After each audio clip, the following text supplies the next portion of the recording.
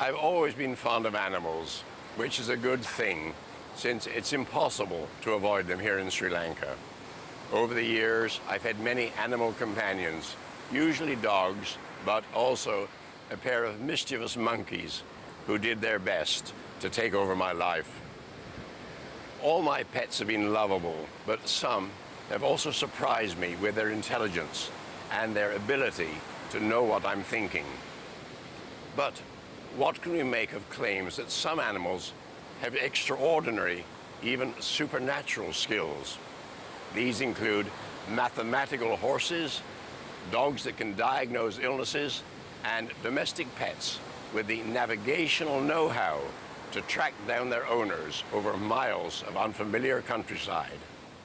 Bonita Whitfield owes her life to her dog Boo. She believes Boo alerted doctors to a disease that threatened her life. Now Boo has a place in medical history. Her extraordinary story is chronicled in a world-famous doctor's journal. Bonita Whitfield has lived to tell the tale. Well, I used to be standing at the sink and she'd come up behind me and start sniffing my leg. And I used to shoo her away because I thought, you know, it was just a dog sniffing. And this went on for about 4 or 5 months. And then one day I was at the sink washing up and I felt something on the back of my leg and put my hand down, not realising it was Boo. And I felt a little lump on the back of my leg. That evening when I had a bath, I had a look at it and it was a mole. I've never had a mole there before. And then one day I was out in the summer and she actually went for the back of my leg where this mole was and tried to nip it off. And she did again, try to bite it off. She's not a dog that snaps or bites, and it was just so out of character. But it still really didn't dawn on me that there was anything wrong. But Bonita told a friend about the mole. Her friend, a nurse, told her to see a doctor at once. She said, promise me you will go to the doctors. So I went to the doctors, and he sent me along to King's College, and they inspected it, they took it off. They did a biopsy on it and found that it was melanoma. Dr. Hywell Williams, who was treating me at King's, said that another year and it would have started to spread in the body. So I was very lucky, but I still didn't put the two together, the dog and the melanoma. Dr. Hywell Williams was carrying out a survey of patients with melanoma skin cancers. When I came to Mrs. Whitfield's notes, I noticed that somebody had put a comment, "Dog sniffed at mole," in exclamation marks. And I had a laugh of it at the time, but I thought, well, hang on, there may be something in this. And I rang up Mrs. Whitfield, and indeed the dog had sniffed the mole, not just once, but on repeated occasions, whilst ignoring other moles, just this particular one. And I said to the doctor at the time, they must give off some type of an odour, because my dog could smell it, or I thought she could smell it. It wasn't until I sort of thought about it, I thought she must have known it was really bad as well. I think that this particular dog was instrumental in saving Mrs. Whitfield's life, in that she had the type of skin cancer, the melanoma skin cancer, removed at an early and curable stage. Boo was awarded a gold medal for her diagnostic skills, and the doctors hope that the rewards to medicine may be even greater. I think Mrs. Whitfield's story taught me to be open-minded as a scientist to the potential diagnostic powers of so-called lower animals. And I think compared to our sense of smell, a dog's sense of smell is infinitely more powerful, and they may well have beneficial actions for medicine in the future. In Lorenzo Abunda's Californian home, his 2 Rottweilers have pride of place. Lorenzo believes he owes his life to one of them. Her name is Cinder. Hi, Cinder. Hi, Reno. Ready to go for a walk? Come on. Yeah, let's go bye-bye. Let's go. Come on. Okay, little girl. You ready? From their early morning call through wash and brush up, this dog's master cannot do enough for his best friend. Those choppers nice and pretty. Lorenzo, a firefighter, likes to hike high up in the Californian mountains. Only there can he escape the stresses of his job.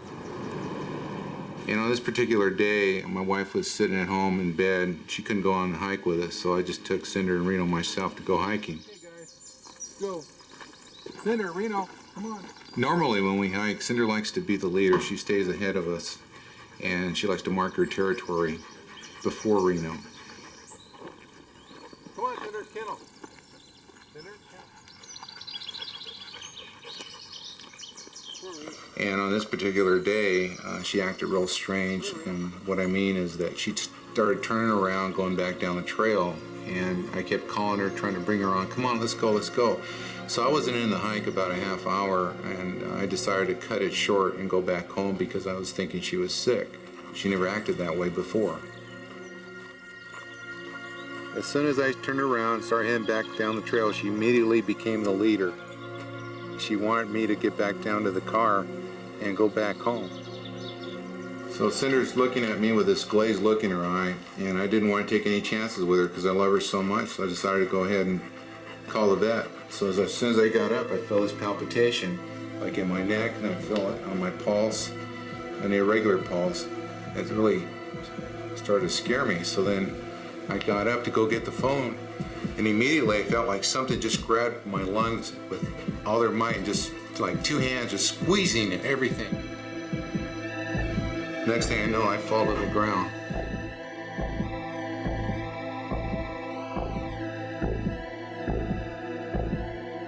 And Cinder's nudging me with her nose on my hand. I could feel the phone there, and I was very weak, and I was able to dial 911 with my thumb. I couldn't even bring it to my ear, and I remember the operator had answered. I could hear it, and I said I was a firefighter, and I feel I'm having a heart attack. Please send somebody immediately. We received a 911 call to Lorenzo's house. When we got there, we found Lorenzo lying on his back on the floor of his living room. We found that his blood pressure was 270 over 130. He was in great danger of having a massive heart attack, and I think he was on his way to that when we got there. If I would have continued up on that hike on the hill, which is normally about 3.5, 4 hours, I wouldn't be here today, because if that incident would have happened up there in the high altitude, I would have died up there on that trail and there would have been nobody around. Lorenzo's a pretty lucky guy. If we hadn't got there when he did, he probably would have died, and I think he owes that all to his dogs. I think dogs in general have a special sense. They can hear your heartbeat 20 feet away. They have the ability that we just need to take time to listen to our animals. Cinder has the ability to know the rhythm of my heart. She probably can sense or smell the adrenaline in my body. The body chemistry was changing, and she knew I was going to go down. She knew that if I was going to go down, that I was going to need help. So she decided to try and get me to go back down and go back to the car and go back home where I can get help. And I think she's learned that by the telephone there can be human contact, so that's why she brought me the telephone. Animals, apparently as clever as humans, have amused and amazed scientists and onlookers for centuries. Some, or rather their owners, have made fortunes showing off their incredible talents. Hawky pundits packed the playhouses of 18th century Europe. Pet subjects, mathematics, mind reading and spelling. Toby, the sapient pig, played cards, guessed the age of the audience and even told the time. Even more erudite animals followed in the 20th century. Mathematical dogs like Chris the Rhode Island mongrel performed calculations worthy of a computer. In Germany, Wilhelm von Osten claimed he could train horses like clever Hans to tap out the answers to complicated sums. Academics came from far afield to investigate these strange and controversial powers.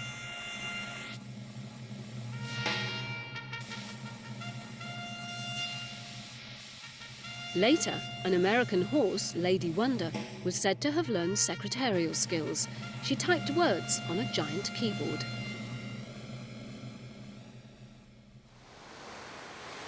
I don't think we should take such stories too seriously.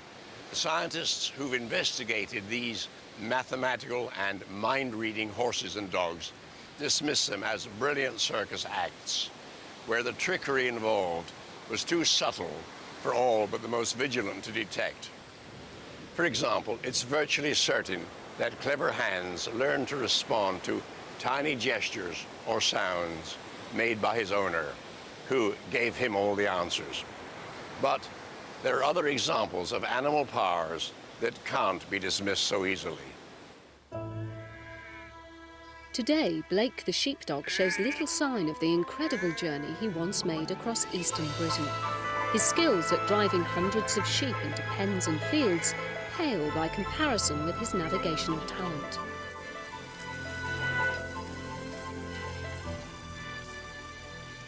The dog's odyssey began when his owner had parked his truck and trailer with Blake inside. When Tony Balderston returned only minutes later, thieves had struck. I was gone for about 20-25 minutes, and when I come back I just couldn't believe my eyes. The Land Rover and trailer, dogs and everything had disappeared. The thieves decided to dump the trailer. It was found empty in a car park at Downham Market, a town far from Blake's home. It was here, a long way from the pastures he knew, in the heart of a strange town, that Blake's incredible journey began. The distance between Downham Market, where Blake was dumped, and his home near Holt is about 50 miles as the crow flies. But to complicate matters, Blake took a roundabout route. Blake wasn't seen till the next morning. The sun was going through Swaffham and seeing, but Blake being a bit of a loner, the sun couldn't catch him, and I thought he was coming directly home. Instead, he went round by Little Fransham Way, where I sometimes run some sheep. Tony put the word out among Norfolk's farmers, and Blake was spotted by Jenny Mallon. I saw Blake the day after having received a telephone call from Tony Balderston. But unbeknown to me, the dog I saw didn't really connect, and he was, in fact, walking along the very, very busy A47 early one morning. Blake was looking very, very sad with his tail down, and I wished I'd known at the time that it was him, but it just did not connect. By now, Tony had contacted the local radio station. He asked listeners to be on the lookout. When I got phone calls from people, because I went to where I had the call from, and then try to take my bearings, think which way he was coming home. But he always took a different road to what I did. Every time Tony tried to predict Blake's route, the dog would turn up somewhere else. And after he got to Geist, we had phone calls at every little village. People phoned up and seen him go past. But every time I went out to look for him, I was about 20 minutes behind him. And eventually he made his way back to where the sheep are down at Leatherinset, and that's where I picked him up from. They were reunited at Leatherinset, where Tony had once kept some sheep. Blake had decided to look there for Tony. He'd been gone 5 days and travelled more than 60 miles to the village next to his home. When he got back, he was thin and dirty and really weak. His paws were roughed up, he was limping. And he looked at me, you know, for a few seconds before he came up to me. I think he thought he's got to get wrong for being away so long. Scientists suggest Blake may have navigated by linking together the places across the county where Tony Balderston had grazed his sheep. By going from pasture to pasture, he'd found his way home in stages. Stand. 2 or 3 years ago, Tony Balderston used to graze his sheep here in the winter.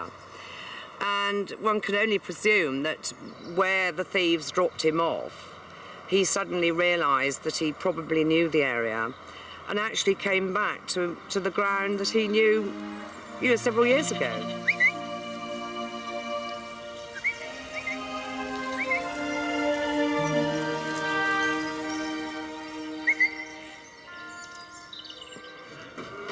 Hatherley Market in Devon is one of the west of England's busiest cattle markets.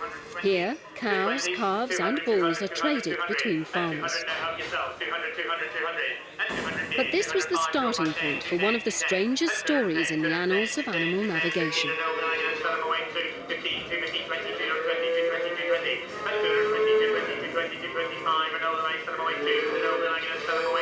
It was here that Blackie, a heifer, and her calf came to auction. The calf was bought by this man, farmer Arthur Sleeman, and its mother, Blackie, went to this man, Bob Woolacott. Both men set off for their farms with their new purchases. In Bob's cowshed, Blackie, the mother, seemed far from happy. When I brought her home, I mean, she was wild. She'd been taken away from her calf. We did the best we could for her. We put her in the yard and bedded her down, give her hay and water and some meal. And when we came down the next morning, the cow was gone. Early that morning, a cow had been spotted loose in a village. The postman wasn't the only person to have seen her trotting along the road. Two of my neighbours saw this cow and it was going our way. It had a market ticket on it, but it wasn't their cow or anything. And it came right down to our place. Arthur Sleeman woke up to discover a strange cow in his yard. His farm is more than 7 miles from Bob Woollicott's. This cow wanted to go in with the calf. We let it in there with its calf, and it immediately, the calf went and suckled it. Fortunately, the strange cow still carried the auction lot number on her back. Sleeman was able to call the market and find out who owned the mystery cow. The market confirmed it was Blackie, the mother of the calf he had bought. Bob Woollicott drove across to claim her.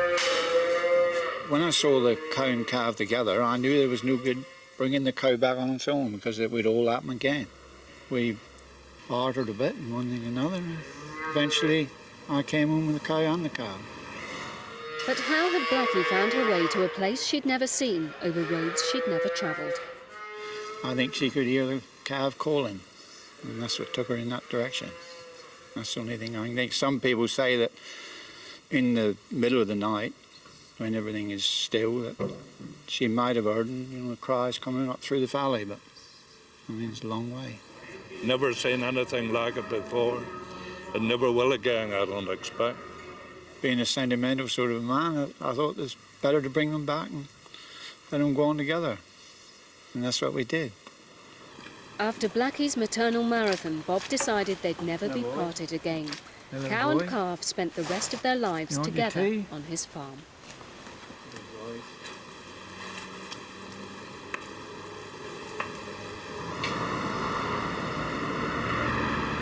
When Beetle the cat escaped from his owner's new apartment in the heart of London, Robin Lefevre was distraught. The cat had only been there for 6 months and had never been out of doors. We put up notices everywhere, hoping that people would spot him, and it was dreadful that he didn't come back, and we really didn't expect to see him again at all.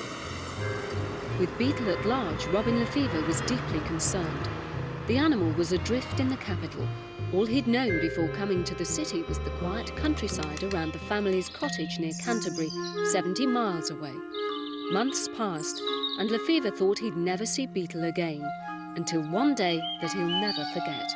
Well, I was at work, and I got a call from my parents to say that they had some incredible news, and that our neighbours had found Beetle. He turned up in their woodshed. I was absolutely amazed. It was several months later. And when we brought him home again, he was completely familiar in his surroundings and back in his usual spots. Back home in Kent, the cat didn't even look thin. The family thought that somehow Beetle had been charming a few free lunches along the way. But the real mystery was how on earth this cat could have found his way. His route must have taken him across Europe's busiest streets, through menacing traffic, and all of it along an unknown route. To get back here, the incredible thing is that he would have come from North Kensington, and he'd have to go right the way across London, across the Thames, right the way through South London, right the way down past Medway, that probably went across it, and he'd then have to have travelled right the way through Kent, right down to here, past Canterbury.